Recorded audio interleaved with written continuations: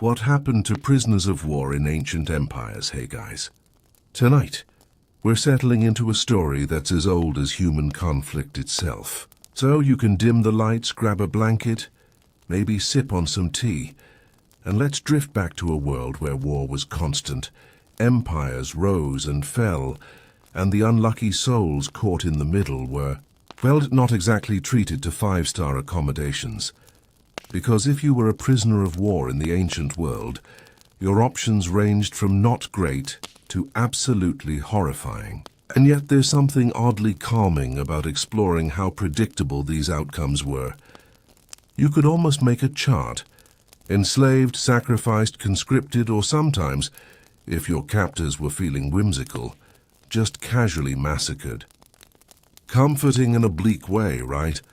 So tonight let's float through the empires of the past, from Mesopotamia to Rome, from Egypt to China, and explore what exactly happened to those captured in battle.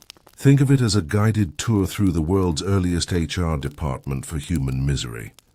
Now, here's the thing about the earliest wars. We don't actually have diaries from prisoners saying, "Day 37, still enslaved, back hurts, food is terrible." Instead, we piece together what rulers wrote down, and rulers had a habit of making themselves look tough, ruthless and frankly a little overcompensating.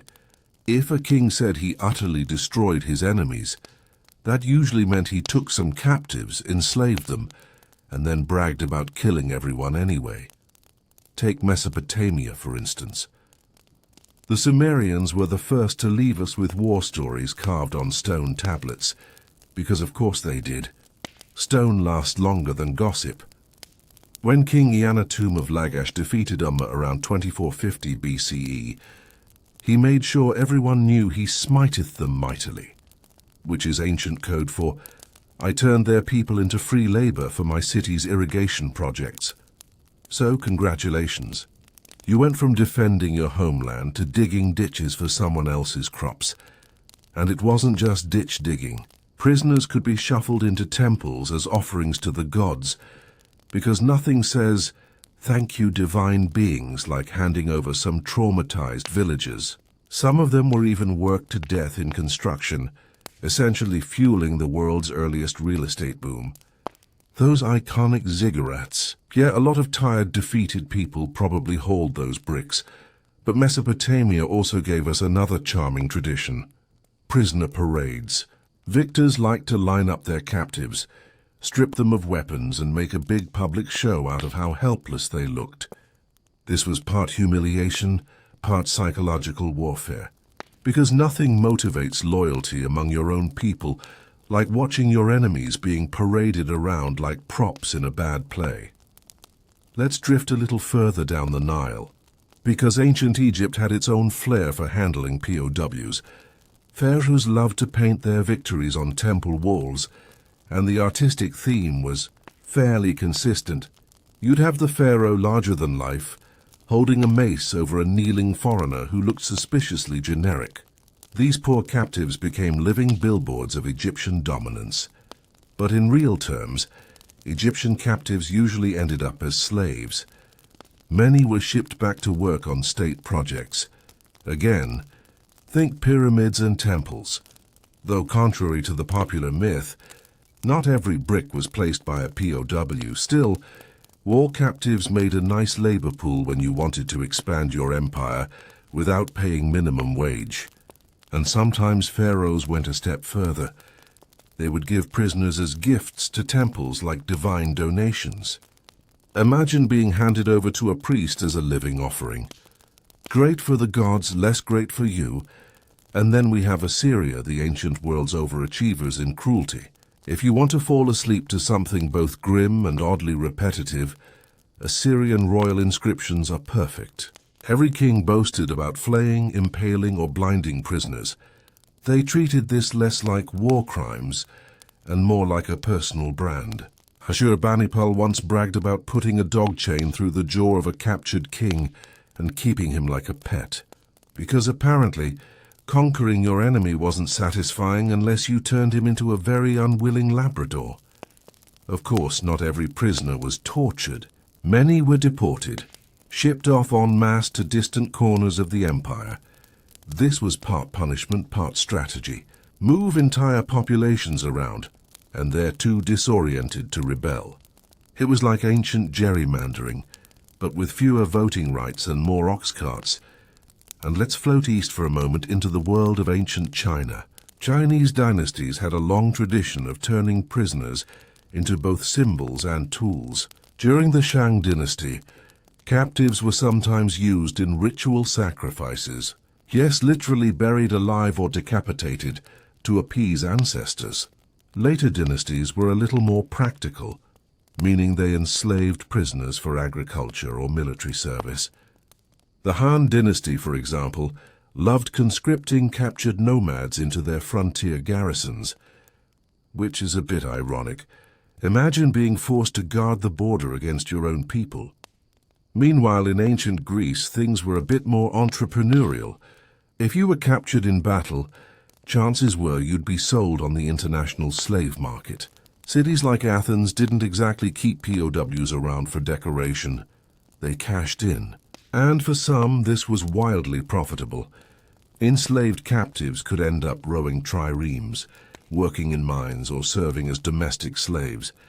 Basically, whatever job no free Greek wanted to do, a prisoner could be slotted into. Freedom, democracy, and philosophy were great, unless you were the guy chained to the oars. And then, of course, there's Rome, the all-time heavyweight champion of prisoner management.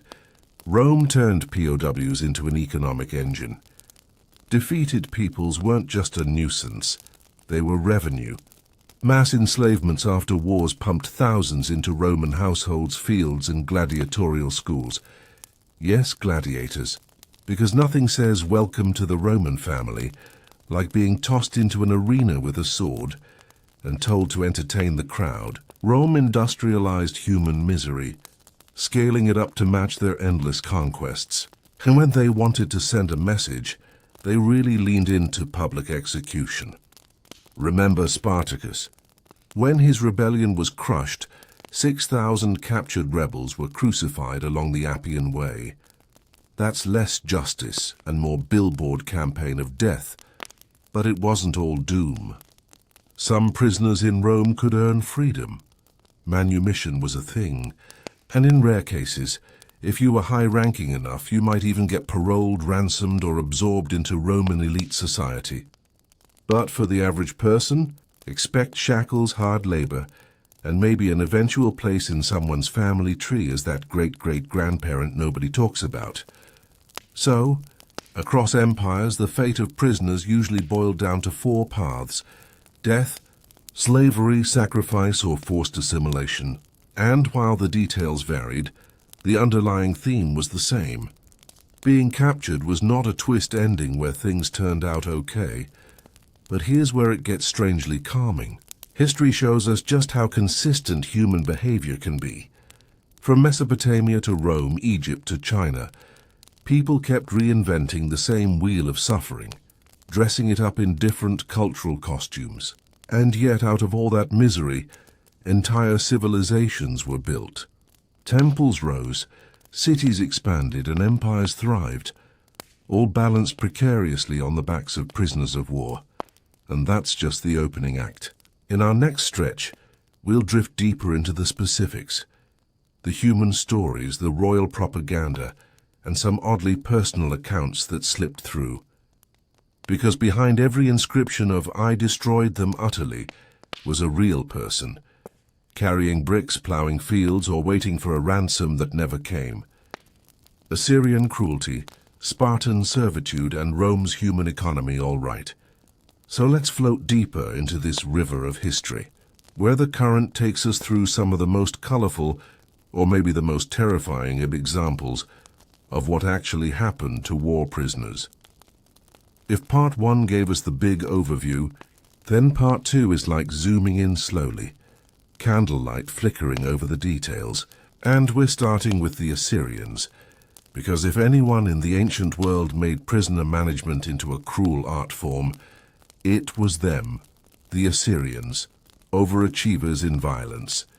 The Assyrians are remembered for 3 things: giant walls, terrifying sculptures of winged bulls, and the ability to write down every horrible thing they did in ways that left us no room for misinterpretation. Kings like Ashurnasirpal II and Tiglath-Pileser III wrote inscriptions so casually cruel that they almost sound like grocery lists. A typical passage might say, "I captured their soldiers alive. I cut off some of their hands and feet. I flayed others and spread their skins on the city walls." And you just sit there thinking, wow, somebody really needed a new hobby. But for the Assyrians, cruelty wasn't just fun, it was policy. The more brutal they were, the less likely their enemies were to rebel again. So if you were unlucky enough to be captured by them, your fate could include public mutilation, because fear was free advertising. Mass deportation, because breaking apart entire communities made them easier to control, or forced labor, building those intimidating palaces and temples that still impress archaeologists today. And the Assyrians were nothing if not organized. They didn't just randomly move people around. They actually had bureaucrats managing deportations, assigning groups of prisoners to specific jobs, and even recording their names. Imagine being reduced to a line item in the Assyrian version of Microsoft Excel. One famous example: after conquering the Kingdom of Israel in 722 BCE, the Assyrians deported tens of thousands of Israelites to faraway parts of the empire. This is where we get the story of the lost tribes of Israel. Basically, the Assyrians were like, "Congratulations, you're now living in a region you've never heard of, hundreds of miles from home. Try not to get too comfortable." And if that wasn't enough, they also enjoyed using captured rulers as props. One Assyrian relief shows a defeated king, literally on a dog leash, being paraded before the Assyrian monarch. It's humiliation as theater, and theater as propaganda. So yes, if you were an Assyrian prisoner of war, you might live. But you'd probably wish you hadn't. Sparta, not technically prisoners, but definitely trapped. Now let's float west into ancient Greece and pause at Sparta. Now technically, the people we're about to talk about weren't war captives in the traditional sense. They were the Helots, conquered people who became hereditary slaves of the Spartan state. But the principle was the same: lose a war, and suddenly your descendants are stuck peeling onions for the next 500 years. The Helots were originally Messenians, a people Sparta defeated in the 7th century BCE. And instead of just enslaving a few and moving on, the Spartans decided to keep all of them in a permanent underclass, which meant generations of people doing the farming, while Spartan citizens trained for war and flexed about their abs. Helots weren't technically prisoners of war anymore, but their status showed exactly what could happen if you were captured and absorbed by another society. You became a permanent labor class, and just to make sure the Helots never got too comfortable, the Spartans had a charming annual tradition, declaring war on them. Yes, every year, the Spartan government officially declared war on the Helots, so that any Spartan could legally kill them without breaking religious law. It was basically a license for ritualized oppression. So while other Greek cities might ransom back their captives or sell them abroad, Sparta decided to keep its conquered people forever. The Helots cooked, cleaned, harvested, and endured endless abuse, while their Spartan masters spent their days doing push-ups and writing smug poetry about discipline. Rome, industrializing captivity. And then we arrive in Rome, the place where prisoner management wasn't just brutality, it was business. If Assyria perfected cruelty as intimidation, Rome perfected it as economics. Every Roman conquest ended with the same scene: long lines of prisoners being marched into captivity. Men, women, children, no one was excluded. The wealth of Rome wasn't just built on gold and trade. It was literally built on bodies. Take the conquest of Gaul under Julius Caesar. After the Battle of Alesia in 52 BCE, Caesar took tens of thousands of captives. Some were massacred on the spot to make an example, but the majority were sold into slavery. One ancient source suggests that at times there were so many Gauls on the slave market that prices actually collapsed. Imagine supply and demand, but instead of grain, it's human beings. And if you were unlucky enough to be young, strong, and male, you might be shuffled into the gladiatorial system. Gladiator schools were filled with war captives, trained, if we can call it that, to fight for the amusement of the Roman public. But not all captives ended up in the arena. Many became domestic slaves, working in villas, or agricultural slaves, laboring on vast estates called latifundia. These estates were like the corporate farms of their day, churning out grain, wine, and olive oil, powered by an invisible workforce of prisoners. And then there were the dramatic punishments. After Spartacus's rebellion was crushed in 71 BCE, Rome crucified 6,000 prisoners along the Appian Way, stretching for miles.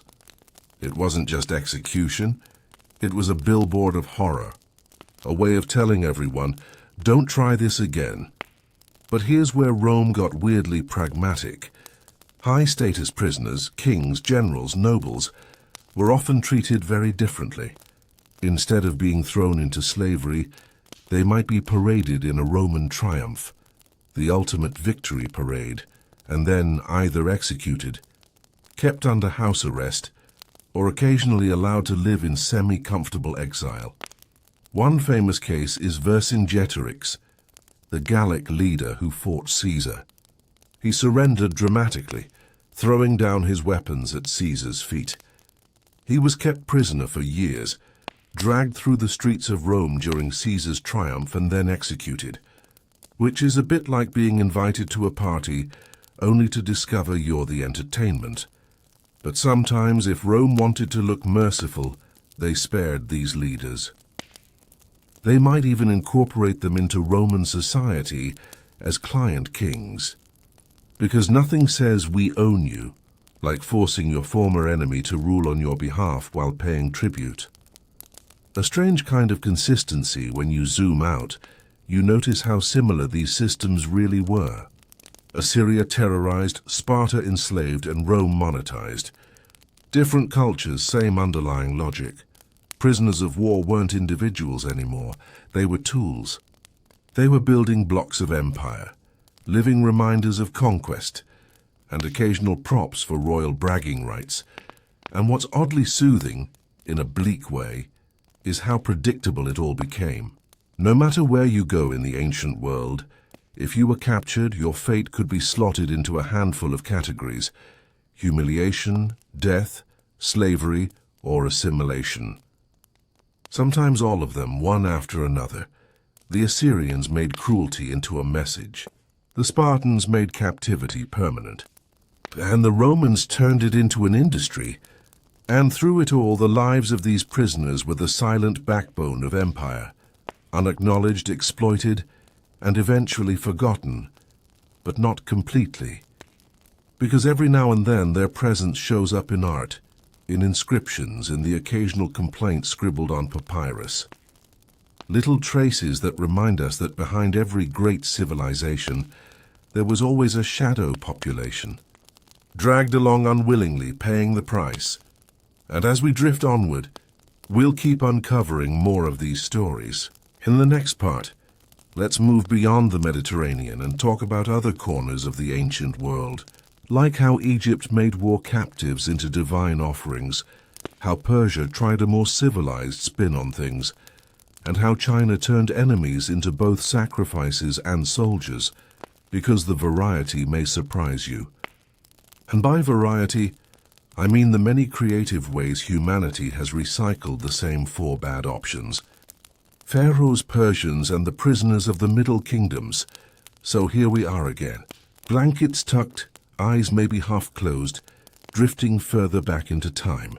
We've floated past Assyrian terror tactics, Spartan servitude, and Rome's human economy. Now let's slide a little further down the Nile. across the deserts of Persia, and into the dynasties of China to see what they did with their unlucky prisoners of war. Because, spoiler alert, none of them offered dental care or spa packages. Egypt, Pharaoh's trophy cabinet. The Egyptians were masters of appearances. If you know them from pyramids, gold masks, and hieroglyphs that look suspiciously like a toddler's doodles, well, that's the polished surface. Underneath was a system where prisoners of war were both useful and symbolic. Pharaohs loved nothing more than to show themselves as the eternal conqueror. You can see it in temple carvings. There's always that same scene. The pharaoh, arm raised, mace in hand, ready to smash the skull of some poor kneeling foreigner. It's almost like a corporate logo. They copied it for centuries. Different pharaoh, same pose, same unfortunate prisoner squatting beneath him. But that's just the advertising. The reality? Most captives weren't killed in those stylized executions. They were marched off into slavery. Men might be sent to labor on agricultural projects, digging canals or hauling stone. Women and children were often absorbed into Egyptian households as servants. And high-status captives. They sometimes became living trophies. Pharaohs gave them as gifts to temples, or paraded them during festivals like, look at me. Even the gods get a piece of my victory. One particularly charming custom was recording the number of captives by carving little notches or pictures of bound prisoners. Some pharaohs bragged about taking thousands. Ramses II, the guy famous for the Battle of Kadesh against the Hittites, filled his monuments with images of bound Syrians, Libyans, and Nubians. Whether those numbers were accurate is debatable. Pharaohs were not exactly known for understatements, but the propaganda was clear. Egypt wins, foreign enemies lose, and look. Here's a lineup of sad captives to prove it. Sometimes captives were even recruited into the Egyptian army, which sounds strange at first but makes sense.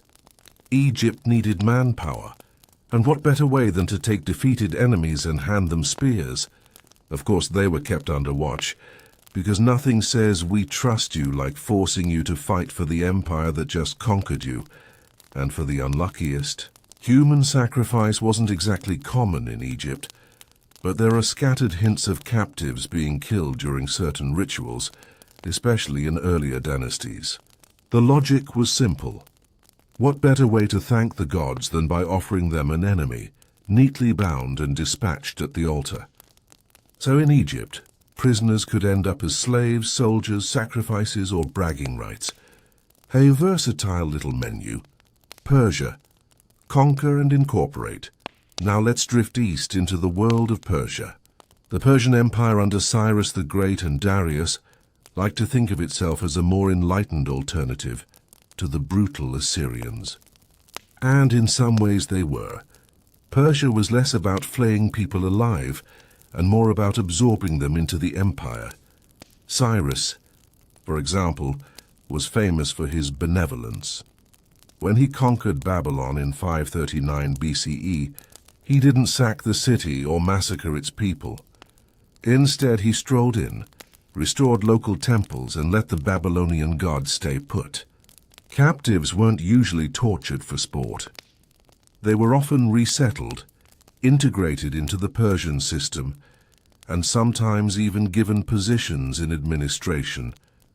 But before we crown Persia as ancient humanitarians, let's be clear. Prisoners of war were still prisoners. They still faced deportation, forced labor, or taxation under new masters. The Persians just packaged it with better PR. Instead of screaming about their cruelty like the Assyrians, they carved reliefs showing foreign delegates bringing tribute, looking surprisingly cheerful about it. One of the best examples is the reliefs at Persepolis. They show representatives from across the empire bringing gifts to the Persian king. Officially, it's all smiles and cultural diversity.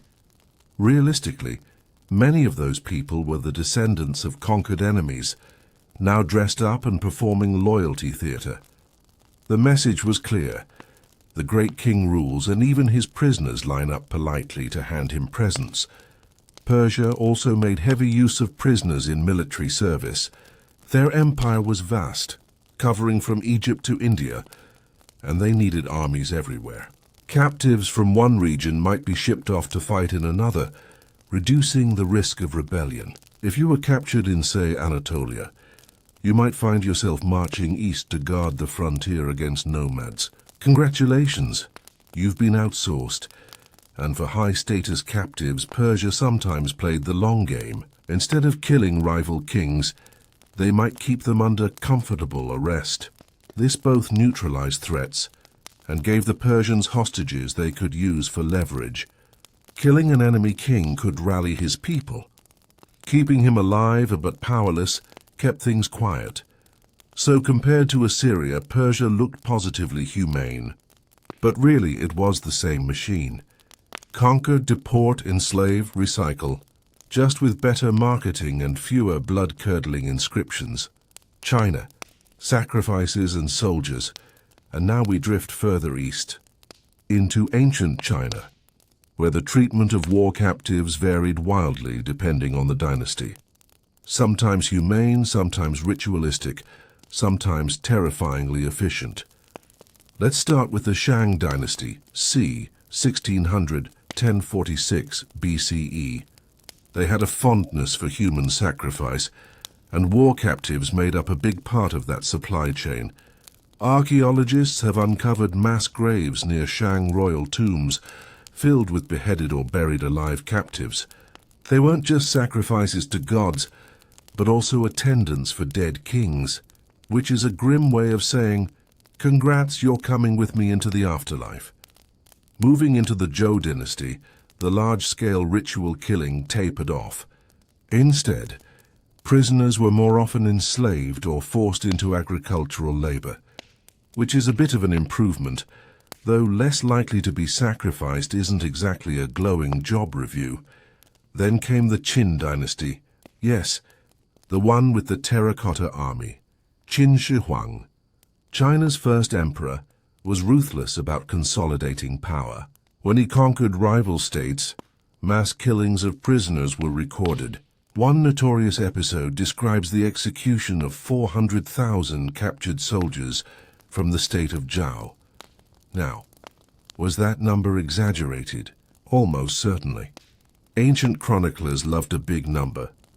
But even if it's inflated, it paints a picture of an empire that didn't hesitate to eliminate threats wholesale. Later dynasties, like the Han, leaned more into assimilation. Captives were sometimes settled in frontier regions to farm, providing both labor and a buffer zone. And like the Persians, the Han also conscripted prisoners into their armies. Nomadic warriors captured from the Xiongnu were often recruited to guard borders, which again is a bit ironic. Nothing says loyalty like forcing a man to fight his cousins on behalf of the empire. And let's not forget the ritual humiliation. Captured leaders were paraded through cities, sometimes forced to kneel before the emperor, serving as very public proof of victory. Chinese records describe enemy rulers stripped of their insignia, heads bowed low, while the court watched in silence. Less flashy than Assyrian torture, but the message was the same. You are ours now. 3 flavors of captivity. When you line up Egypt, Persia, and China side by side, you start to see a spectrum. Egypt leaned into symbolism. Prisoners as proof of Pharaoh's divine power, paraded on walls and handed over to temples. Persia leaned into integration, moving captives around, making them useful, and pretending it was all voluntary. China swung between extremes, sometimes sacrificing captives in bloody rituals, sometimes resettling them quietly into farming communities. Different packaging, same underlying reality. Once you lost the war, you lost your freedom. You became a resource. And the calm, monotonous truth is that none of these societies saw prisoners as individuals anymore. You weren't John from the village anymore. You were one Nubian captive, 10 Babylonian slaves, 3 Zhao soldiers for execution, reduced to numbers, symbols, and anonymous labor. It's bleak, but it's also strangely hypnotic, because the pattern repeats so smoothly across continents. Over and over, empires reinvented the same methods, barely changing the script.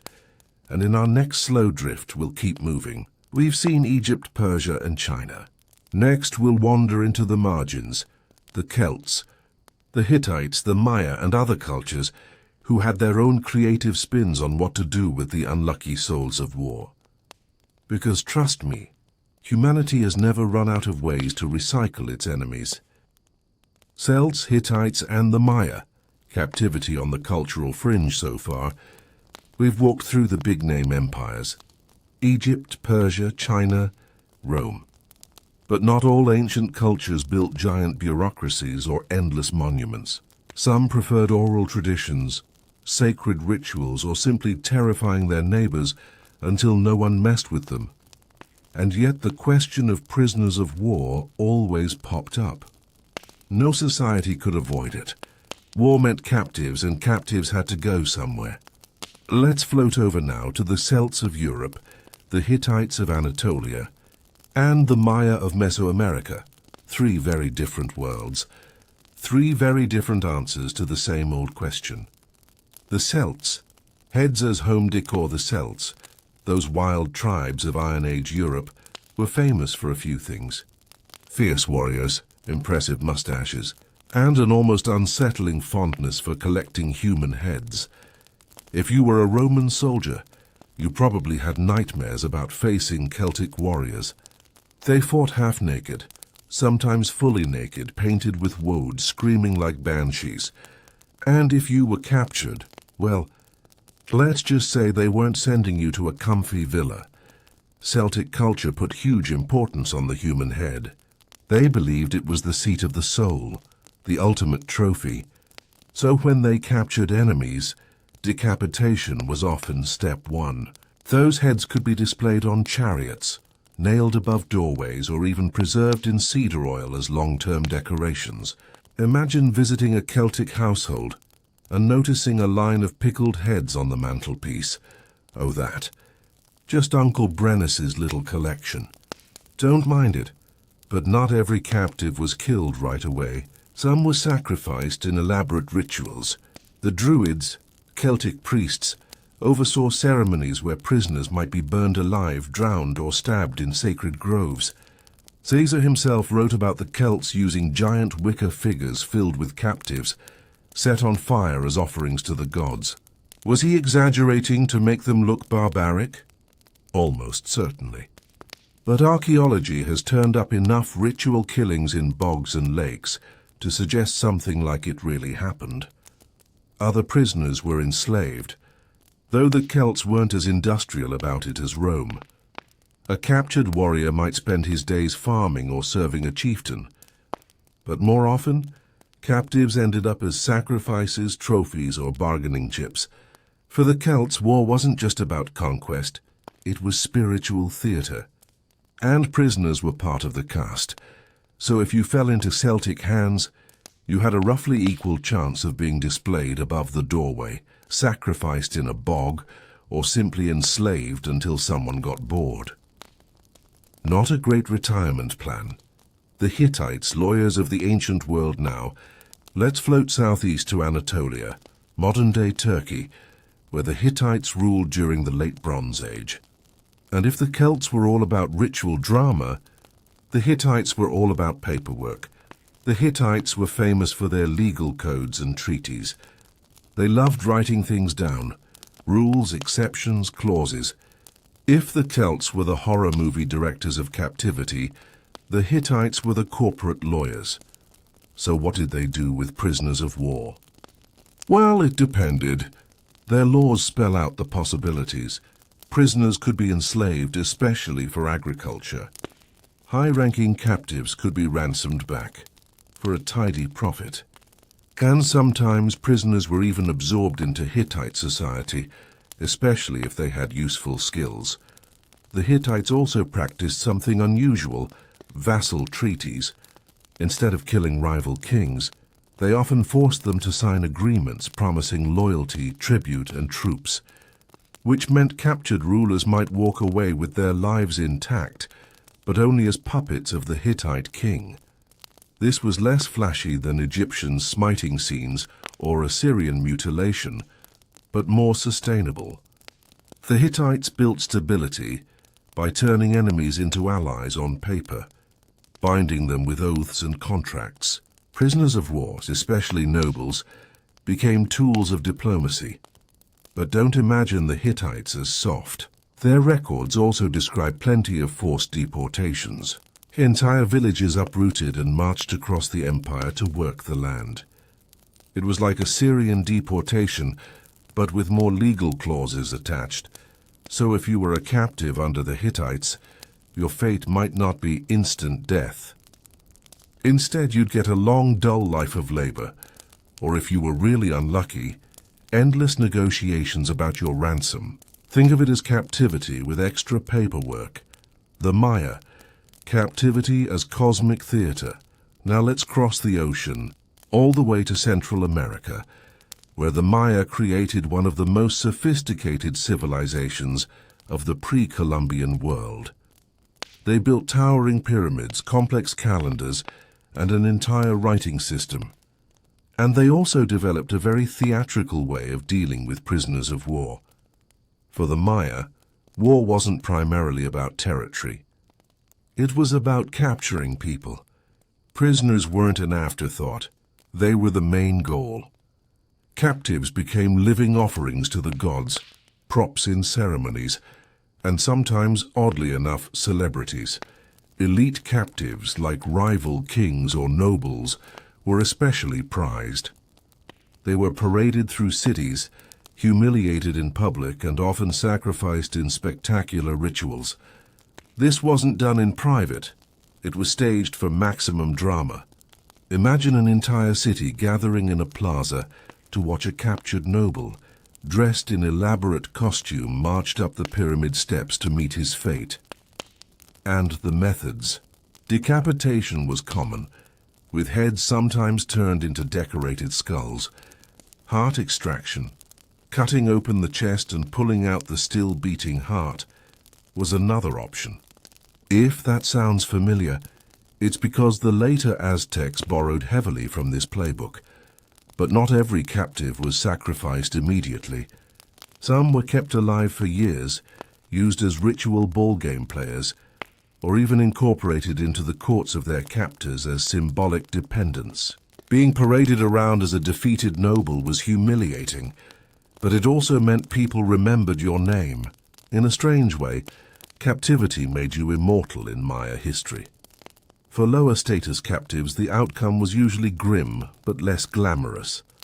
They were enslaved, used in agriculture, or occasionally sacrificed en masse. Their role was to feed the cycle of cosmic order, to keep the gods satisfied. So in Maya culture, prisoners weren't just victims. They were participants in a grand cosmic theater, one where blood fed the sun, and sacrifice kept the universe in balance. You didn't just lose a war, you became part of the religion. 3 more styles of misery. So what do we see when we put these 3 side by side? The Celts turned prisoners into spiritual trophies, heads, sacrifices, and symbols of warrior glory. The Hittites treated prisoners as legal assets, ransoms, laborers, and pawns in carefully written treaties. The Maya made prisoners the centerpiece of their cosmic stage. Sacrifices feeding the gods and ceremonies binding the community together. It's like 3 different genres of the same movie: horror, courtroom drama, and religious theater. But the plot was the same. Once you lost the war, you were no longer yourself. You were a resource, a symbol, a tool. And there's something strangely hypnotic about how repetitive this all is. Across continents, across cultures, humanity kept recycling the same solutions to the prisoner problem. Sometimes brutal, sometimes bureaucratic, sometimes spiritual, but always dehumanizing. Drifting toward the edges as we continue this journey, the pattern only grows clearer. Some empires built entire economies on prisoners. Some used them as stage props. Some offered them to the gods. And the outcomes were always grimly predictable. But we're not done yet. In our next gentle drift, we'll slide into the early medieval world, where Vikings sold captives like cattle, Byzantines blinded their enemies for fun, and Islamic caliphates developed surprisingly structured ransom systems. Because even though the names change, the story, sadly, stays the same. Vikings, Byzantines, and the caliphates. Captivity goes medieval so far we've lingered in the ancient world. Rome, Egypt, Persia, China. Places that loved putting prisoners to work, or at least to death. But the fall of Rome didn't mean the fall of prisoner misery. The early medieval centuries were every bit as inventive when it came to handling captives. The old empires crumbled, but war didn't stop. It never does. And with war came the same old question. We just caught a bunch of people. Now what? This time, though, the answers shifted a little. With Christianity and Islam rising, with tribal warriors becoming kingdoms, with raiders turning into traders, the logic of captivity changed. Sometimes it became softer, ransom systems, prisoner exchanges. Other times it became more terrifying, ritual blinding, endless slave markets, or simply being sold off by Vikings to whoever was buying. Let's drift slowly through three of the most colorful medieval answers: the Vikings, the Byzantine Empire, and the Islamic caliphates. Vikings, captivity as currency. The Vikings had a reputation for pillage and plunder, and yes, most of it was deserved. But what people sometimes forget is that a huge part of Viking wealth wasn't shiny treasure. It was human cargo. The Viking Age, roughly the 8th to 11th centuries, was basically powered by the trade in slaves. The Old Norse word for slave was thrall, and prisoners of war made up a giant percentage of this group. When Viking raiders stormed monasteries in England, villages in Ireland, or towns along the rivers of Eastern Europe, they weren't just looking for gold chalices. They were looking for people to carry off. If you were unlucky enough to be captured, congratulations. You were now inventory. You might end up rowing a Viking ship. You might be set to work on a farm in Scandinavia. Or you might be packed onto a longship and sold further south, to markets in the Frankish kingdoms, or even across the Mediterranean into Islamic Spain and North Africa. The Vikings were surprisingly cosmopolitan middlemen in the medieval slave trade. They'd scoop up Slavs from Eastern Europe, ship them downriver, and sell them in bulk. In fact, the very word slave in English comes from Slav, because so many Slavic captives ended up in bondage through this trade. Were prisoners treated kindly? Well, not usually. Thralls had no legal rights, could be beaten, sold, or killed at will. Some did eventually earn freedom after years of service, but most simply worked until they died. The irony, of course, is that Viking sagas loved to glorify warriors, honor, and heroic death. Yet for their enemies, captivity meant a slow grind of anonymous labor, not a glorious ending. Unless you were very important, like a captured noble. In that case, the Vikings sometimes ransomed you back. And ransom was a whole business. Kings and monasteries paid vast sums to rescue their people. So with Vikings, you had two possible fates: ransom if you were rich, slavery if you weren't. Basically capitalism with axes, Byzantines, blinding as a career move now. Let's float south to the Byzantine Empire, the so-called Eastern Roman Empire. Though by this period it was mostly Greek-speaking, Christian, and endlessly dramatic. The Byzantines were master manipulators of symbols, and they loved turning captured enemies into living political statements. If the Vikings were accountants of slavery, the Byzantines were performance artists of humiliation. One of their favorite tricks? Blinding prisoners. If a rival king or rebellious general was captured, the Byzantines rarely killed them outright. Too messy, too final. Instead, they blinded them. This was both symbolic and practical. Though blinded men could never rule, kings were supposed to be whole, healthy, godlike. But he could still live, still exist as a constant reminder of Byzantine dominance. There are endless examples. In the 11th century, Emperor Basil II, known as the Bulgar Slayer, captured 15,000 Bulgarian soldiers. Instead of executing them, he blinded almost all of them, leaving just one one-eyed man for every 100 to guide the rest home. Imagine the procession. Thousands of blinded men stumbling back across the border, a living advertisement for why you don't mess with Byzantium. Subtle, no effective. Absolutely. High-ranking captives were sometimes paraded through Constantinople in triumphal processions, chained, humiliated, forced to bow before the emperor. Afterward, they might be imprisoned in luxury, palaces converted into golden cages. Or if they were lucky, they were ransomed back. Ordinary prisoners of war usually became slaves. They worked in agriculture, mines, or as rowers in Byzantine galleys. The empire was practical like that. It needed bodies to keep the machine running, and because this is Byzantium, there was also plenty of bureaucracy. Diplomatic prisoners were often kept alive to be swapped in later exchanges. Prisoner exchanges between Byzantines and Arabs were almost an annual event. Entire boatloads of captives ferried across rivers, lined up and swapped one by one.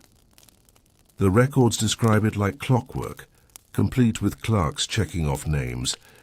So under Byzantium, captivity could mean three things: symbolic mutilation, endless slavery, or bureaucratic swapping. It was brutal, yes, but it was also organized, a kind of cruelty with paperwork. Islamic caliphates, ransom, and rules now. Let's drift eastward into the world of the early Islamic caliphates, from the 7th to 10th centuries. Here things got a little more structured thanks to Islamic law. The Quran and later jurists laid out guidelines for how Muslim armies should treat captives. Execution, enslavement, ransom or release were all options, but they were supposed to depend on what best served the community. It wasn't exactly mercy, but it was a framework. In practice, this meant captured soldiers often had a chance at ransom. If you had a wealthy family or a government willing to pay, you could buy your freedom. This created an entire culture of prisoner negotiations. Kings, caliphs, and even smaller commanders regularly arranged mass ransoms or exchanges. One famous example. During the Crusades, there were repeated prisoner swaps between Christian and Muslim forces. Thousands of captives were marched to rivers, swapped in neat rows and sent home. And while these exchanges were often tense and delayed, they show that captivity wasn't always a death sentence, but let's not pretend it was gentle. If you weren't valuable, you were enslaved. Captives might end up as household servants, soldiers or workers. Some were absorbed into the military system. The caliphates famously used slaves as soldiers, the beginnings of what would later become the Mamluks. In that sense, being a prisoner could actually launch you into an entirely new career, though not one you chose. There were also spectacular exceptions. If a city resisted too long, sometimes the captives were massacred en masse. The rules were flexible when rulers wanted them to be, which, let's be honest, was pretty often. Still, compared to the Celts sacrificing people in bogs or the Assyrians skinning prisoners, the caliphates offered a version of captivity that at least included the possibility of life, ransom, and even social mobility. That's a progress, I suppose. 3 medieval styles of captivity. If we step back and squint at these 3, the medieval map looks something like this. Vikings, prisoners as merchandise. Either ransom them back or sell them on the international slave market. Your value was strictly economic. Byzantine's prisoners as theatre. Mutilation, humiliation, and spectacle turned you into a living warning sign. Caliphates, prisoners as negotiable assets. Enslave them, ransom them, or occasionally recruit them into new lives, different flavors, same outcome. Your freedom was gone. Your fate entirely in someone else's hands. The sleepy continuity, and what ties it all together is the continuity. From ancient Assyria to medieval Byzantium, the solutions to the prisoner problem barely changed. Kill them, work them, sell them, or swap them. Humanity just kept cycling through the same options, wrapping them in new cultural packaging. So as we drift further, the story doesn't get happier. In fact, it keeps finding new creative ways of making captivity useful, humiliating or profitable. In our next slow glide, we'll enter the later medieval period, where the 100 Years' War turned ransom into a financial strategy, where the Mongols made mass slaughter almost casual, and where knights captured on the battlefield sometimes ended up treated more like house guests than prisoners. Because by then, captivity wasn't just survival. It was business, spectacle, and occasionally oddly polite. Knights, kings, and the Mongols. Captivity in the late Middle Ages. We've wandered through the ancient empires. We've trudged past the Vikings and Byzantines. And now we land in the later medieval period, where war took on a more polished, almost business-like tone. Chivalry, knights, banners fluttering, all that pageantry. But don't be fooled. Behind the banners was the same old question. What to do with the poor souls who lost? The later Middle Ages gave us some of the most curious approaches to prisoners of war. In Western Europe, where knights were busy writing love poetry and talking about honor, captivity often turned into a high-stakes financial game of ransom. In the East, the Mongols swept across continents where captivity usually meant mass slaughter, efficiency first, morality nowhere in sight.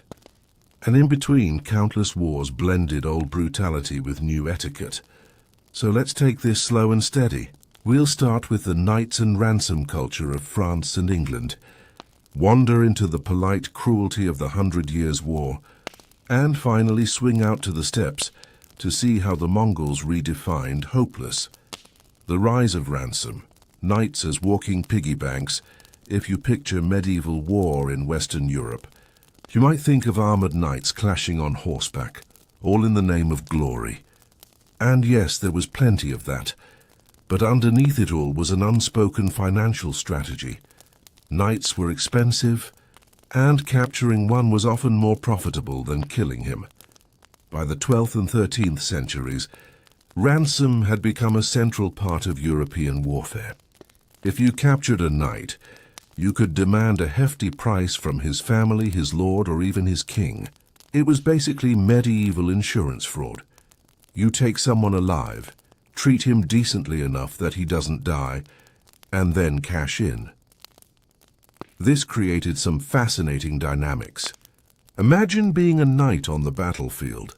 You're charging into chaos, but you're also thinking, if I get captured, please let it be by someone who wants ransom money, not someone who's in a bad mood. And for high-ranking nobles, ransom payments could reach astronomical sums. Richard the Lionheart, for instance, was famously captured in 1192 on his way home from the Crusades. His captor demanded a ransom so massive it nearly bankrupted England, 150,000 marks, which was basically an entire year's revenue for the kingdom. And of course the English subjects were taxed to death to pay it. So yes, one king's misfortune could drain a whole country. The etiquette around ransom even became part of chivalry. Knights were supposed to offer surrender rather than face pointless death. And captors were supposed to accept that surrender instead of cutting down a man who could make them rich. It wasn't humanitarian. It was economics in armor. The 100 Years' War. captivity as a business model, the 100 Years' War between England and France, which, confusingly, lasted about 116 years, was basically one long masterclass in how to monetize prisoners. After major battles like Crécy, Poitiers or Agincourt, thousands of prisoners were rounded up. The higher your rank, the better your odds of survival, because someone would want to ransom you back. A peasant foot soldier? Not so much. Many of them were simply killed on the spot, too poor to be worth the trouble. But nobles? They were practically investment assets. After the Battle of Poitiers in 1356, the English captured the French king himself, John II, also known as John the Good. His ransom was so enormous, it reshaped French politics for years. Imagine being the poor French taxpayer hearing, "So, our king lost a battle, and now we all need to cough up millions of livres to get him back." Inspiring stuff. Some captives were treated almost like honored guests while they waited for ransom. They dined with their captors, wrote poetry, even played games. The line between prisoner and guest blurred, especially among nobles who shared the same culture. Captivity at that level was humiliating, yes, but also weirdly cushioned. Of course, this polite version of captivity didn't apply to everyone. Common soldiers were expendable. After Agincourt in 1415, Henry V famously ordered the execution of thousands of French prisoners, fearing they might revolt while the battle still raged. So much for chivalry. What this tells us is that captivity in late medieval Europe was brutally stratified. Your fate depended entirely on class.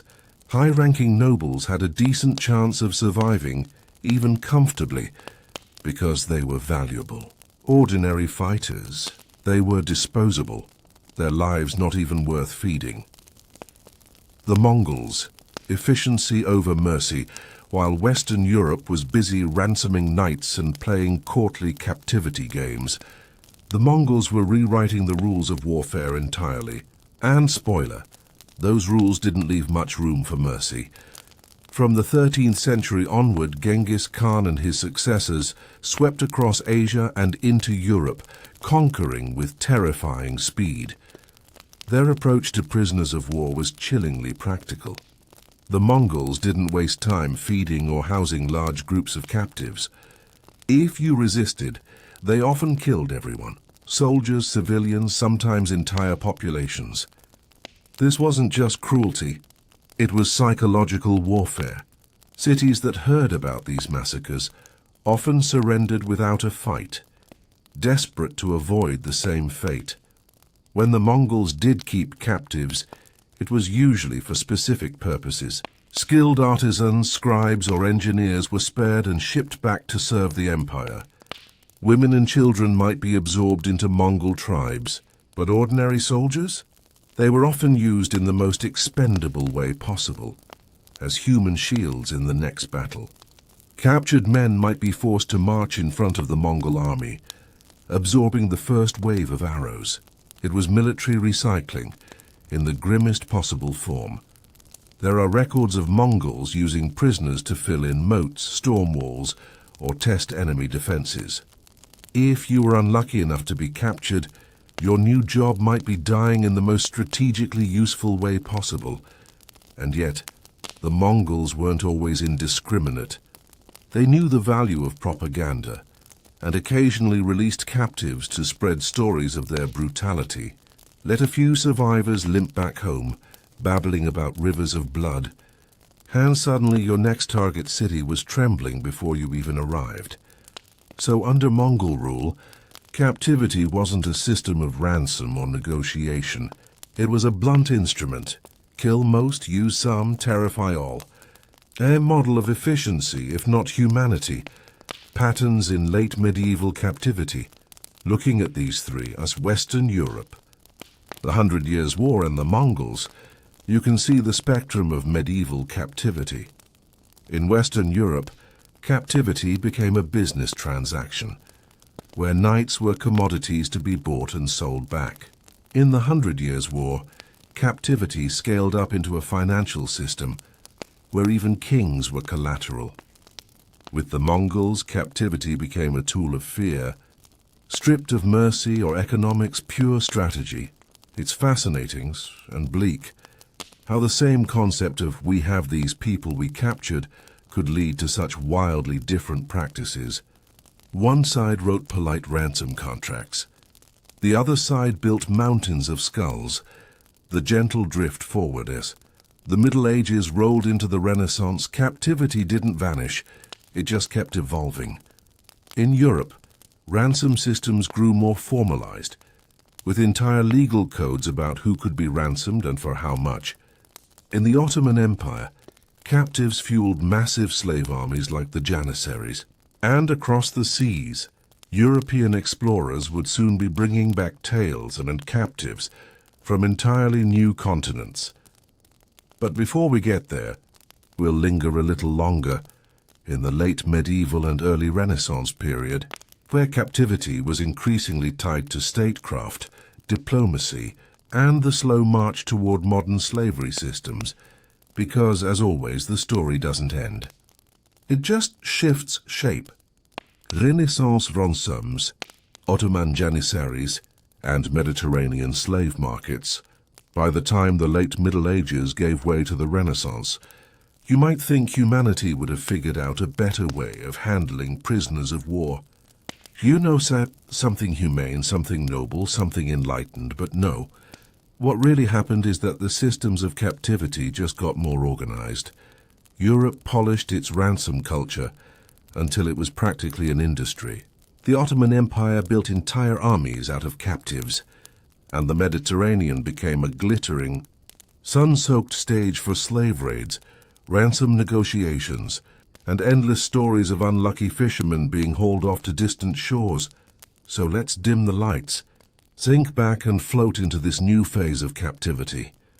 Because while the clothes got fancier and the paintings more colorful, the basic fates of prisoners stayed depressingly familiar: enslaved, ransomed, or repurposed. Renaissance Europe, the golden age of ransom, the Renaissance, spanning roughly the 14th to 16th centuries, is usually remembered for art, science, and humanism. Michelangelo painting ceilings, Galileo peering at the stars, nobles debating Plato. But behind the gilded scenes, European warfare was still very much alive. And with it, the economy of ransom. In fact, this was the golden age of ransom. If you were a nobleman or knight, being captured wasn't necessarily a disaster. It might be a temporary financial inconvenience. There were elaborate codes of conduct about how ransoms should be handled. Captors expected to treat their prisoners according to their rank, feed them reasonably well, and allow them to contact family to arrange payment. There were even contracts, literal legal agreements, drawn up between captor and captive. I, Lord So-and-so, agree to pay X amount for my release by Y date. Sometimes prisoners were allowed to go home on parole while they raised the money, trusted to come back if they failed. Amazingly, many actually did. It was all part of this gentleman's agreement that captivity wasn't just brutality, it was business. But if you were poor, the story didn't change. Ordinary soldiers still had little to no value. A captured peasant with a pike wasn't worth feeding or guarding. Many were killed, abandoned, or pressed into hard labor. Once again, class dictated your fate more than bravery or skill ever could. Still, for the noble elite, captivity was practically a financial transaction wrapped in etiquette. You could lose a battle, but you might gain a story. Yes, I was taken prisoner at Pavia, treated decently, and only bankrupted my cousins a little. It wasn't noble, but it was survivable. The Ottomans, from captives to janissaries. Meanwhile, in the East, the Ottoman Empire was building something entirely new out of prisoners of war.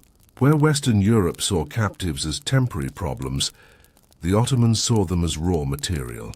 And out of that material, they forged one of the most feared military forces of the early modern world, the Janissaries. The system was called the devshirme, often described as a child levy. Technically, it wasn't exactly prisoners of war. It was more like state-sanctioned hostage-taking. Ottoman officials would travel through conquered Christian territories, rounding up boys between the ages of 8 and 18. These children were removed from their families, converted to Islam, and trained for service in the empire.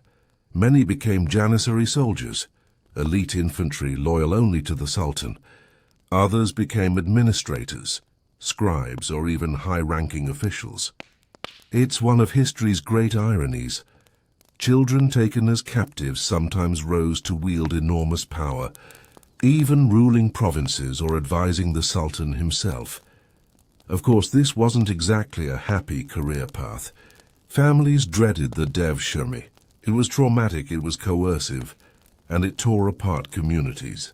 But at the same time, some parents secretly hoped their sons would be chosen, because the Janissary system, brutal as it was, offered opportunities far beyond what a peasant boy might expect at home. Captivity, in this twisted sense, could be social mobility. The Ottomans also enslaved more traditional prisoners of war. Soldiers captured in battle were sold into slavery or forced into labor. Skilled artisans were absorbed into the imperial machine.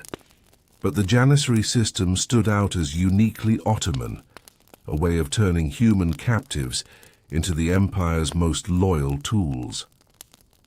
So while Western Europe ransomed nobles like pawnbrokers, the Ottomans recycled children into lifelong servants of the state. Different logic, same result. Human lives converted into political capital. The Mediterranean slave markets, captivity as a lifestyle, and then there was the Mediterranean. If there was one place where captivity became almost a way of life in this era, it was here. The glittering waters of the sea weren't just for merchants and explorers. They were also highways for pirates, corsairs, and raiders who turned the kidnapping of human beings into a full-time profession. The North African coast, places like Algiers, Tunis, and Tripoli, became infamous hubs of the so-called Barbary slave trade. Muslim corsairs raided European coastal towns, seizing entire populations. Fishermen, villagers, even whole congregations leaving church could vanish into captivity overnight. From the other side, Christian pirates did the same, capturing Muslims to sell in European markets. What followed was a constant churn of ransom negotiations. Families scraped together money to buy back loved ones. Charitable orders, like the Mercedarians and Trinitarians, were founded specifically to raise funds and redeem captives. Captivity in the Mediterranean became such a common fate that entire genres of literature sprang up. Captivity tales, written by survivors describing their years as slaves before being ransomed or escaping. Conditions for captives varied wildly. Some were forced to row in the galleys, chained to benches, pulling oars until they collapsed. Others ended up as household servants, farm laborers, or construction workers. A few, if they had special skills, might even rise to trusted positions. But for most it was grueling. Endless work under the constant threat of disease, beatings, or worse. And yet, despite the misery, there was also routine. Captivity became so normal in the Mediterranean world that people treated it almost like a hazard of travel. Going on a sea voyage? Better write your will, because you might end up in Algiers for the next 20 years. A world of captivity systems. So, putting these together, what do we see? In Renaissance Europe, captivity was a polite business deal for the upper class, a death sentence for the poor. In the Ottoman Empire, captivity was institutionalized. Children molded into soldiers, adults recycled into the state's machinery. In the Mediterranean, captivity was practically an industry, fueling slave markets and endless ransom negotiations. 3 systems, Three logics. But all of them share the same quiet truth. Captives were no longer just spoils of war. By the 15th and 16th centuries, they were a central part of how entire societies functioned, economically, politically, even spiritually. Drifting toward the early modern age as the Renaissance flowed into the age of exploration, captivity would take on new forms yet again. Now it wasn't just about Europeans fighting each other or Ottomans raiding Christians. Soon the Americas would be pulled into the story. The Atlantic slave trade would rise, dwarfing anything the Vikings or Byzantines ever imagined. And the systems of captivity would stretch across oceans, binding continents together in chains. But for now, in this twilight world of Renaissance courts, Ottoman palaces and Mediterranean ports, captivity remained what it had always been, a human constant, reshaped to fit the culture of the day. The age of exploration and the Atlantic slave trade. So here we are, the late 15th to 17th centuries, the age of exploration. The time of Columbus, Magellan, and all those brave European navigators who, to put it bluntly, got lost at sea, bumped into people who already lived there, and then declared they had discovered the land. Classic. With this age came shiny new ships, maps, and compasses. And with those came something far less shiny, an expansion of captivity on a scale the world had never seen. Because suddenly, prisoners of war weren't just soldiers caught on some muddy battlefield in France or Anatolia. Now entire populations on completely different continents were being captured, shipped and traded across oceans. The business of captivity didn't just grow. It became global. Columbus, discovery, and captives in the Caribbean. Let's start with Columbus because of course we do. In 1492, he sailed the ocean blue, and within months of arriving in the Caribbean, he was rounding up the local Taino people as if they were collectible seashells. He shipped hundreds back to Spain as a sort of proof of concept. Look, your majesties, the New World comes with free human merchandise. And to be clear, Columbus wasn't unique here. He was just the first major European celebrity of the conquest era. Other conquistadors quickly followed his example. Hernán Cortés in Mexico, Francisco Pizarro in Peru, they all saw indigenous populations as captives in waiting. The logic was straightforward, if horrifying. New lands meant new sources of labor. Why waste money importing workers when you could simply enslave the people who were already living there? Except, as history shows, the indigenous populations were quickly decimated by disease, warfare, and overwork. The system wasn't sustainable in that cold capitalist sense, so Europeans soon looked elsewhere for their captive labor force, and that's where Africa entered the story. The birth of the Atlantic slave trade. The Portuguese had already been sailing down the coast of Africa before Columbus ever set off. They were the pioneers of early Atlantic trade, experimenting with sugar plantations on Atlantic islands like Madeira and São Tomé. And it turned out, tragically, that sugar required brutal, endless labor. Who supplied that labor? At first, local African captives seized during coastal raids or traded from inland wars. Soon this trickle became a flood. By the early 1500s, Portugal had worked out a system. Buy captives from African rulers or merchants, ship them across the Atlantic, and put them to work in the New World. Spain joined in. Then the Dutch, the English, and the French. By the 17th century, the Atlantic slave trade had become the defining system of captivity in the early modern world. Millions of men, women, and children were taken from Africa, crammed into ships under appalling conditions, and sent across the ocean to labor in plantations, mines, and households. This wasn't ransom, like the knights of the Renaissance. It wasn't selective like the Ottoman div-shirme. It was industrial-scale human trafficking. Captivity had become a commodity in its own right. The Middle Passage, captivity at sea. If you were unlucky enough to be caught in this system, the journey itself was a form of imprisonment. The Middle Passage, the voyage from Africa to the Americas, is one of the darkest chapters in captivity's history. Conditions were deliberately cramped, because ships made more money if they carried more cargo. People were chained together in holds with barely room to move. Food was minimal, disease rampant, and the smell indescribable. Mortality rates were staggering, with estimates of 10 to 20% of captives dying en route. And yet, from the perspective of European traders, this was simply a cost of doing business. A grim calculation. How many could die before the profits dipped too low? It wasn't personal cruelty so much as cold economics. And maybe that's even worse. Once they arrived in the Americas, captives were sold at auction like livestock. Families were split apart, languages and cultures shattered. Captivity here wasn't temporary, like a ransomable knight or a parole-bound noble. It was permanent, hereditary, and systemic. Native captivity in the Americas. It's worth noting that Africans weren't the only captives during this era. Indigenous peoples of the Americas continued to be enslaved or otherwise coerced into labor, especially in the early decades of conquest. The Spanish encomienda system, for instance, was essentially a legalized form of forced labor, framed as protection and Christianization.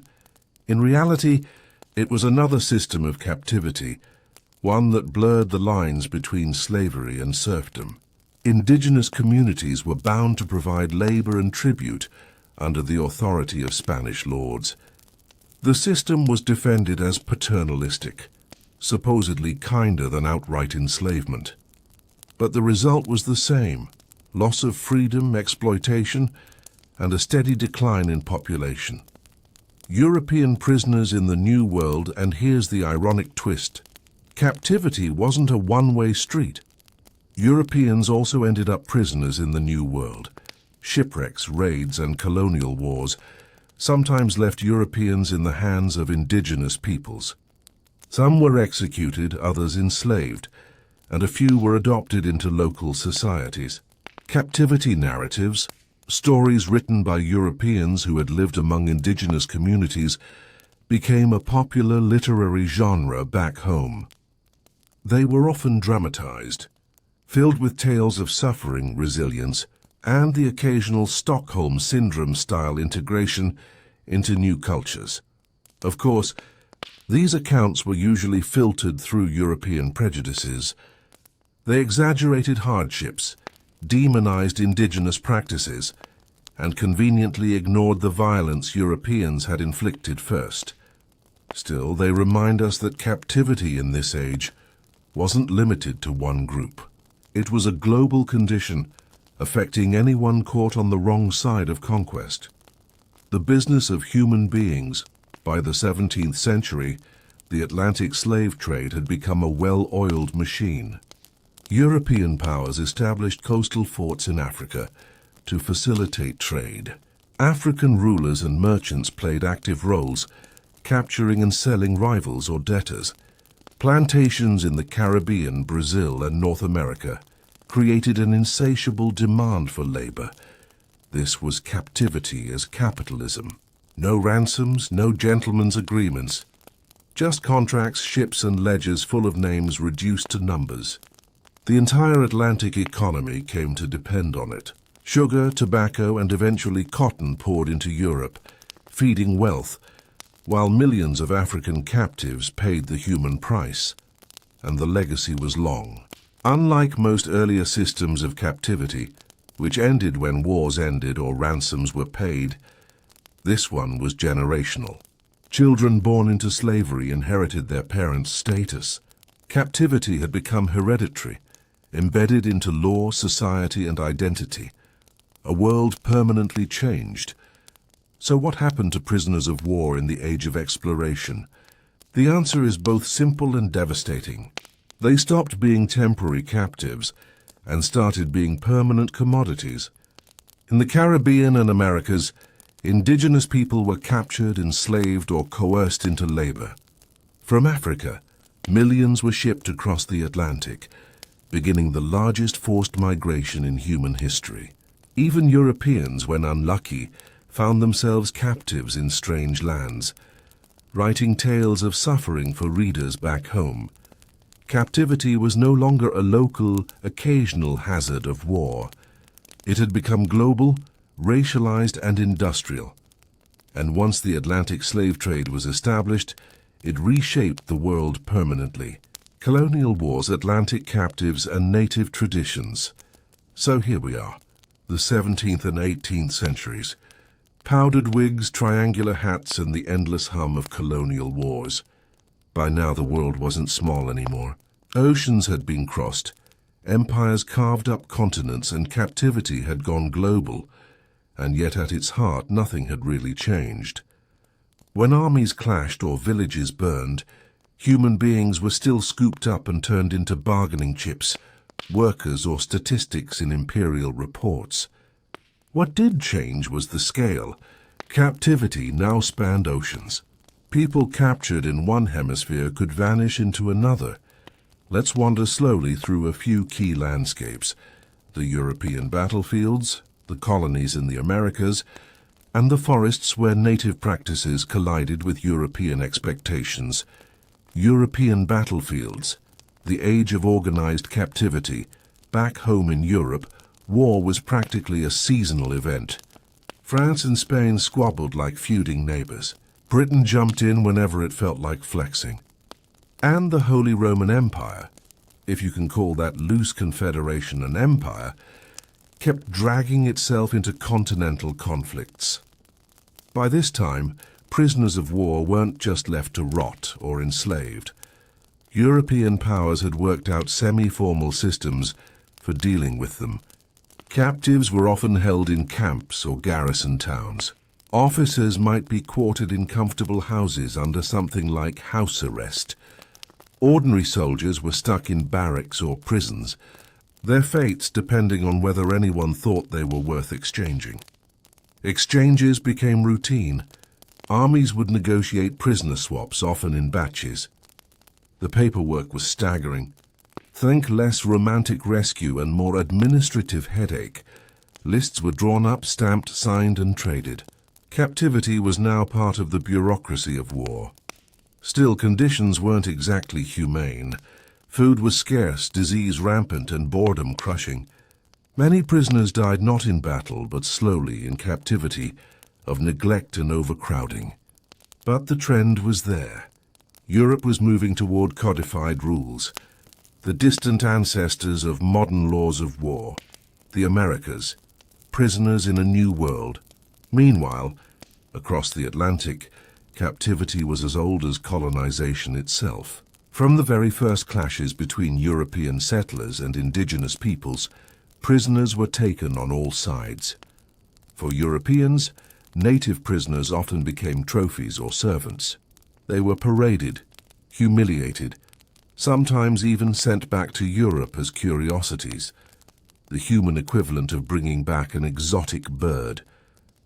A captured Indian chief might find himself shipped to Madrid or London, where nobles could gawk at him as proof of overseas conquests. Native Americans, however, had their own systems deeply rooted in cultural traditions. Captives weren't just prisoners. They were absorbed into the community in ways that baffled Europeans. Some were adopted to replace lost family members, a practice that horrified colonists who expected execution, but instead found themselves living as brothers, sons, or even husbands in a new society. Others, yes, were tortured or executed in elaborate rituals meant to honor the fallen warriors of the tribe. But the key point is that captivity had a social function. It wasn't random cruelty. It was about restoring balance, strengthening the group, or embodying spiritual beliefs. The colonists, of course, didn't understand this. To them, being taken by natives was the stuff of nightmares. Whole genres of captivity narratives spread through the colonies. written by settlers who survived capture. These stories usually emphasize suffering and miraculous escape, but if you read closely, you sometimes see hints of something else, moments of kindness, glimpses of belonging, or even reluctant admiration for the communities they were absorbed into. So in the Americas, captivity was layered.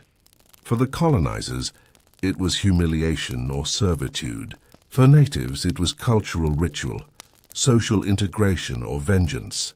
The clash of these systems created endless confusion and tragedy on both sides.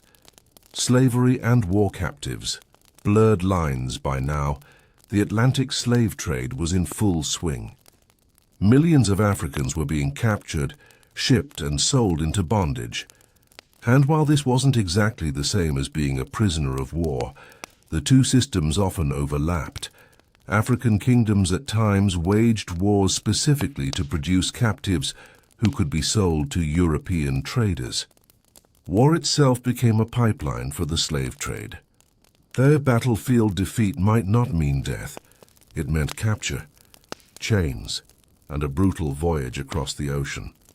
In the colonies, enslaved Africans were sometimes treated as prisoners of perpetual war, not individuals, but a conquered population, locked into captivity forever. Unlike European POWs who might be exchanged, enslaved people were denied any end date. Captivity wasn't temporary. It was a life sentence inherited by their children, so the old distinctions blurred. Prisoner of war, slave, captive. These terms overlapped and reinforced each other, creating a world where conquest and captivity were inseparable. Imperial pragmatism, the business of captivity. Empires in this period grew pragmatic about prisoners. Spain, France, and Britain all set up rules about how to handle captives, but always with the same underlying logic. Prisoners were useful if they could be exploited, traded, or displayed.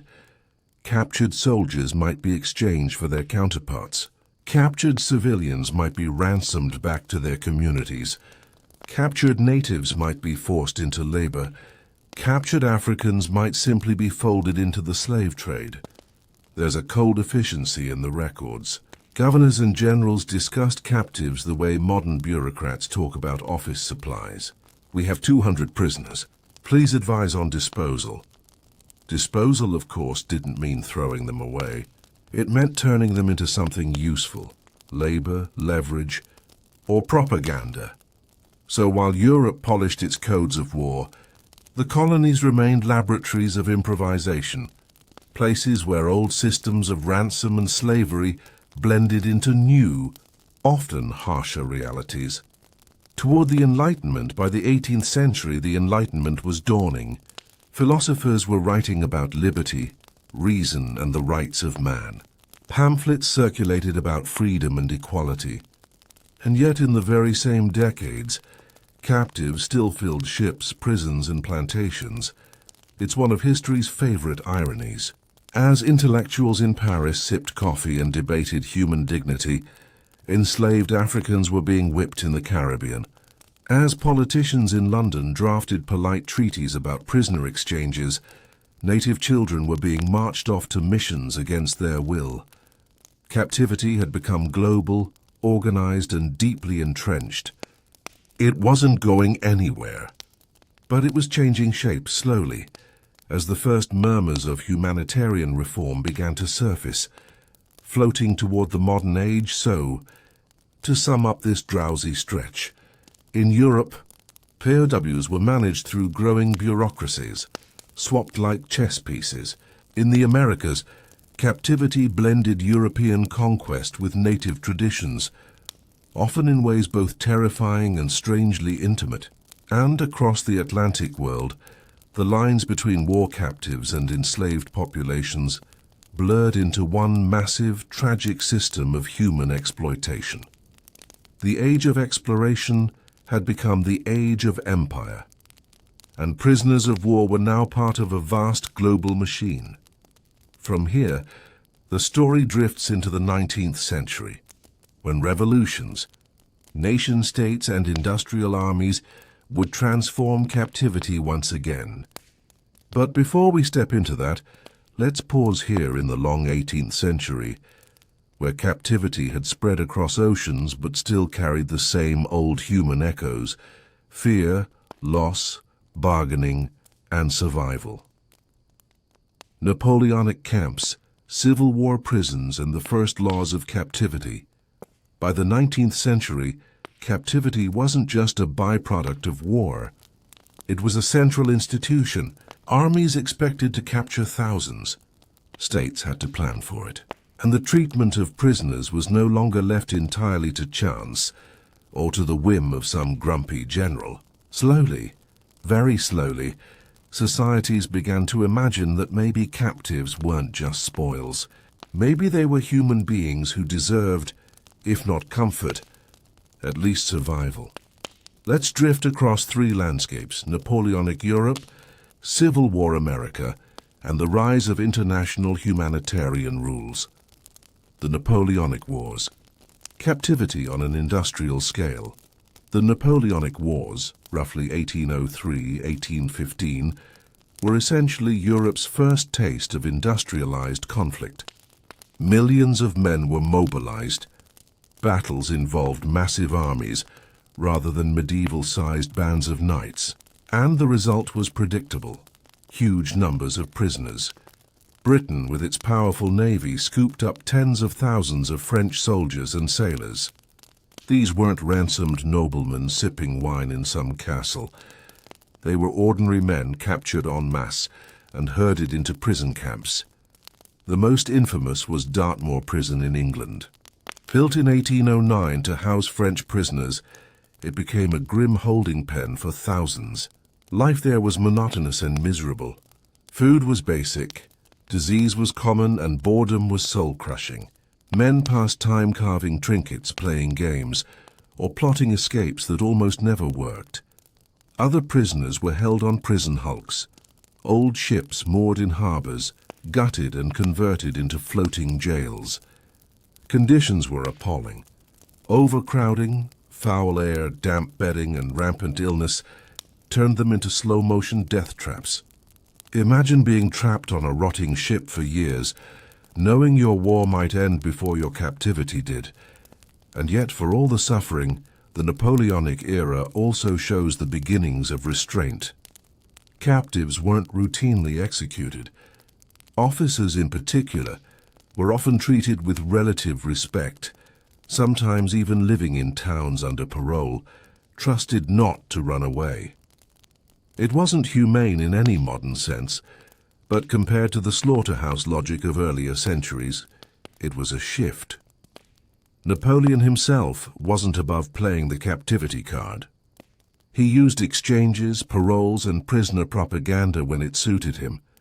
And, of course, he would end his own career as history's most famous prisoner, exiled first to Elba, then to St. Helena, where he spent his final years pacing, dictating memoirs, and brooding over lost glory. The American Civil War, captivity in a divided nation, jumping across the ocean. The American Civil War, 1861–1865, brought captivity to another level. This wasn't just about two armies fighting. It was about a nation at war with itself. And the way prisoners were treated became one of the war's darkest legacies. At first, both Union and Confederate forces tried to follow the old European model: capture soldiers, exchange them quickly, and keep the system moving. For a while this worked. But as the war dragged on and politics hardened, the exchange system broke down. Suddenly both sides had tens of thousands of captives with nowhere to send them. The result was the infamous prison camps. On the Union side there was Elmira in New York, where Confederate prisoners froze, starved, and wasted away. On the Confederate side, there was Andersonville in Georgia, perhaps the most notorious prison in American history. Andersonville held around 45,000 Union soldiers over its grim 14-month existence. Nearly 13,000 of them died, Not from combat, but from disease, starvation, overcrowding, and exposure. The camp was essentially a fenced field with almost no shelter, barely any food and contaminated water. Men lived in holes, fought over scraps, and wasted away under the southern sun. After the war, the Confederate officer in charge of Andersonville, Henry Wirtz, was actually tried and executed for war crimes, one of the earliest examples of personal accountability for the treatment of captives. The Civil War made one thing painfully clear. Industrial-scale wars produced industrial-scale captivity, and without rules, the results were catastrophic. The birth of humanitarian rules. Out of this chaos, reformers began to push for something new. If wars were going to keep producing mountains of prisoners, then maybe, just maybe, there should be laws about how they were treated. Enter Henry Dunant, a Swiss businessman who stumbled onto the aftermath of the Battle of Solferino in 1859 during the wars of Italian unification. Shocked by the suffering of wounded soldiers and prisoners left untended, he campaigned for change. Out of his efforts came the Red Cross, founded in 1863, and the First Geneva Convention in 1864. The Geneva Convention was groundbreaking. It didn't yet cover every aspect of captivity, but it established that prisoners and wounded soldiers should be treated humanely, without discrimination. It was the first international attempt to say, war may be inevitable, but cruelty doesn't have to be limitless. Not every power signed on immediately, and enforcement was spotty. But the seed was planted. For the first time in history, the treatment of captives wasn't just a matter of custom or class. It was a matter of international law, the 19th century paradox. So what does captivity look like in the 19th century? In the Napoleonic era, prisoners filled hulks and prisons, enduring misery, but benefiting from growing ideas of restraint. In the American Civil War, captives suffered on an unprecedented scale, revealing just how bad things could get without rules. And in the Geneva era, reformers began laying the groundwork for humanitarian principles that still shape the modern world. It's a paradox. The 19th century produced some of the worst prison conditions in history, and yet it also gave birth to the very idea that such conditions shouldn't exist at all. Captivity was both a nightmare and a catalyst, a reason for humanity to reconsider what it meant to wage war. Drifting toward the 20th century, as the century closed, new technologies loomed. Railroads, telegraphs, machine guns, all would make the wars of the 20th century faster, deadlier, and more consuming. And that meant more prisoners than ever before. But at least thanks to the Geneva Convention and the Red Cross, there was now an international language for talking about them. Captivity was no longer a silent fate. It was something nations could debate, regulate, and, at least in theory, improve. So we leave the 19th century balanced between horror and hope. Captives still starved in camps, but they were no longer invisible. They had entered the world's conscience, and the stage was set for the brutal but strangely regulated prison camps of the world wars to come. World War I and II, captivity on a global scale. The 20th century was supposed to be the age of progress. Airplanes, telephones, antibiotics, a century of science, discovery, and shiny optimism. And yet, twice in just a few decades, the world plunged into wars so vast that captivity became an industry all its own. For the first time in history, millions of people were held as prisoners of war. Camps stretched across continents, and the question wasn't just how to hold them.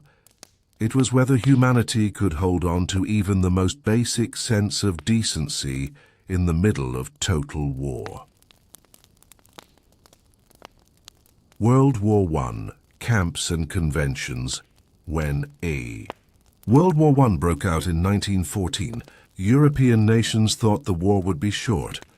A few quick battles, a little marching, maybe a heroic cavalry charge, and it would be done. Instead, the war turned into 4 years of mud, trenches, and attrition, and with that came prisoners. By the end of the war, around 8 million soldiers had been captured and held in prison camps. The camps were massive. Germany alone held over 2 million prisoners, scattered across barracks, fenced compounds, and converted buildings. Russia held another 2 million. Britain and France had hundreds of thousands more. For the first time, captivity wasn't about a handful of noble hostages. It was about entire armies vanishing into wire-bound cities. Conditions varied. Some camps were relatively orderly, with barracks, kitchens, and work details. Prisoners were often put to labor, farming, building roads, or working in factories. Others were bleak, overcrowded, and riddled with disease. Food shortages during the war made rations meager everywhere, and mortality rates climbed. And yet World War I also showed the impact of international law. The 1907 Hague Convention, building on earlier Geneva principles, set out rules for the treatment of POWs. Prisoners were supposed to be housed decently, fed adequately, and protected from violence. The Red Cross played a huge role. Delegates inspected camps, delivered mail, and arranged the exchange of information about captives. Families could, for the first time, learn where their loved ones were being held. Parcels of food and clothing from home often kept prisoners alive when official rations failed. Of course, the rules weren't perfect. Russia, in particular, struggled to care for German and Austrian captives, and mortality rates there were appalling. But compared to earlier centuries, World War I captivity was more structured, more visible, and at least somewhat restrained by international scrutiny. It was captivity on an industrial scale, but also captivity in the age of paperwork and oversight. World War II, captivity without limits. Then came World War II, and everything broke. This was a war of ideology, annihilation, and total mobilization. And for captives, it was a nightmare far beyond the mud of 1914. By the end of the conflict, over 35 million people had been held as prisoners of war, forced laborers, or internees. Let's drift slowly through a few key parts of this grim landscape. The Western Front, POWs in German and Allied hands on the Western Front. German treatment of British and American POWs was harsh, but generally within the framework of the Geneva Convention. Camps like Stalag Luft III, later famous for the Great Escape, housed thousands of captured airmen. Food was poor, conditions bleak, but survival rates were relatively high. Allied prisoners spent years digging tunnels, trading Red Cross parcels, and dreaming of release. The monotony was crushing, but compared to what was happening elsewhere, these men were the lucky ones. Meanwhile, German POWs in Allied hands fared somewhat better. Britain, the US, and Canada built large camps where German prisoners were put to work on farms, in factories, or on infrastructure projects. Mortality rates were low, and many prisoners were even re-educated in democratic values before being sent home after the war. It wasn't comfortable, but it was survivable. The Eastern Front, a captivity of starvation. The story on the Eastern Front was very different. Here the Geneva Convention might as well have been written on smoke. When Germany invaded the Soviet Union in 1941, millions of Red Army soldiers were captured in the opening months. The German High Command simply didn't plan to feed them. Soviet POWs were starved, marched to death, or crammed into camps with no shelter. Of the 5.7 million Soviet soldiers taken prisoner, 3.3 million died in captivity. That's over half. On the flip side, Soviet treatment of German POWs was also brutal. Captured Germans were sent to labor camps, often deep in Siberia. where cold, hunger, and overwork claimed hundreds of thousands of lives. Survival depended on luck, resilience, and the whims of camp commanders. Here, captivity wasn't just about holding enemies, it was about destroying them. Body and soul, Asia and the Pacific, camps of cruelty. Meanwhile, in Asia, Japanese forces captured Allied soldiers during campaigns in the Philippines, Malaya, and other regions. Conditions in Japanese POW camps were infamous. Prisoners were forced to march, like the Bataan Death March, where thousands perished on the roadside, and then confined in camps where starvation, beatings, and forced labor were daily realities. The construction of the Burma-Thailand Railway, later known as the Death Railway, used Allied prisoners and Asian civilian laborers alike. Tens of thousands died hacking through jungles and mountains in unbearable conditions. Cultural differences played a role. The Japanese military, rooted in a code that regarded surrender as shameful, had little respect for those who became prisoners. Captivity was seen not as honorable misfortune but as disgrace, and prisoners were treated accordingly. Civilian captives, internment, and forced labor. World War II also blurred the lines between soldier and civilian. Millions of non-combatants were uprooted, interned, or enslaved. In occupied Europe, civilians were deported to Germany for forced labor. Entire villages in Eastern Europe were emptied of young men and women, shipped to factories to fuel the Nazi war machine. In the US, Japanese Americans were interned in camps, not tortured or enslaved, but confined behind barbed wire, stripped of property and freedom. It was captivity by suspicion, a reminder that fear can imprison as surely as conquest. And of course there were the Holocaust camps, which weren't POW camps, but extermination centers. Captivity here was stripped of all pretense. It became a conveyor belt to death. Law and its limits by the end of the war, the sheer scale of captivity forced the world to reckon with its failures. The Geneva Convention of 1929, which had tried to regulate the treatment of POWs, had been ignored or violated on multiple fronts. Millions had died not because laws didn't exist, but because belligerents chose not to follow them. After the war, the Nuremberg trials and later war crimes tribunals put some perpetrators on trial for their treatment of prisoners. And in 1949, a new and expanded Geneva Convention was adopted, laying out clearer, stricter protections for POWs, civilians, and the wounded. It was late comfort, but at least it acknowledged what had gone wrong. The 20th century irony. So what does captivity in the world wars teach us? In World War I, captivity became massive but semi-regulated, with paperwork and Red Cross parcels offering some relief. In World War II, captivity exploded beyond limits, with some prisoners treated decently and others starved by the millions. International law existed, but its effectiveness depended entirely on whether leaders felt like respecting it. The irony of the 20th century is stark. Humanity wrote more laws about captivity than ever before, while also producing some of the worst captive suffering in history. Drifting toward the post-war world as the smoke cleared in 1945, captivity was no longer an afterthought. It had become central to how wars were remembered, judged, and prosecuted. The world now understood that how a nation treated its captives was as telling as how it fought on the battlefield. From here, the story would drift into the Cold War, where captivity took new forms: POWs in Korea and Vietnam, political prisoners behind the Iron Curtain, and the long shadow of internment and labor camps. But for now, in this part of our sleepy journey, we leave the 20th century's two great wars with a heavy truth. Captivity had grown bigger, deadlier, and more contradictory than ever before. And good night.